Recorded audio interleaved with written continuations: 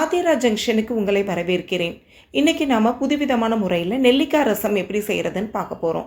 பொதுவாக நெல்லிக்காய் சாப்பிட்றதுக்கு சிலர் யோசிப்பாங்க பல்கூச்சம் எடுக்கும்னு.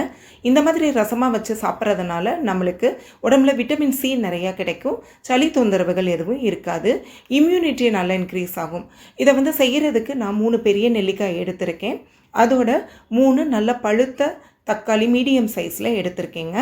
இப்போ தக்காளியை நல்லா கட் பண்ணி மிக்ஸி ஜாரில் போட்டு எவ்வளோ நைஸாக உங்களால் அரைக்க முடியுமோ நல்லா அரைச்சிடுங்க. அப்போது விதைகள் எல்லாம் நல்லா அரைப்பட்டுரும், உங்களுக்கு இந்த மாதிரி நல்லா கூலாக கிடச்சிரும். நெல்லிக்காவையும் அதே மாதிரி சதை பகுதியை மட்டும் எடுத்துகிட்டு கொட்டையை நீக்கிட்டு தண்ணி சேர்த்து நல்லா கூலாக அரைச்சிக்கோங்க.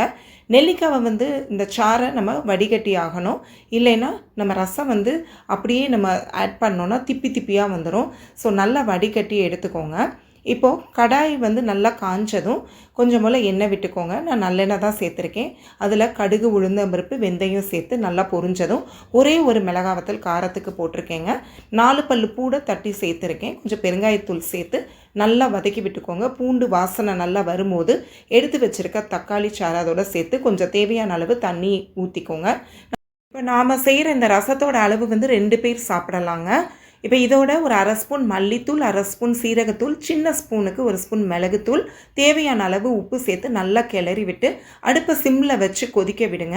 கொஞ்சம் அந்த தக்காளியோட பச்சை வாசனை நல்லா போகவும் நம்ம எடுத்து வச்சுருக்க நெல்லிக்காய் சாறு அதோடு சேர்த்துட்டு ஒரு 3 நிமிஷம் வரைக்கும் கொதிக்க வச்சா போதுமானதுங்க.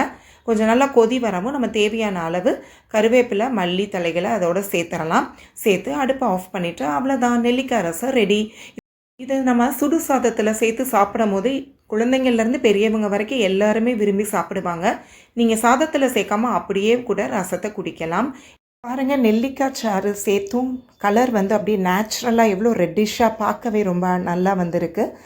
இந்த ரெசிபிக்கு ஆதிரா ஜங்ஷனை சப்ஸ்கிரைப் பண்ணிவிட்டு அப்படியே பெல் ஐக்கானை ப்ரெஸ் பண்ணிவிடுங்க. மீண்டும் சந்திப்போம்.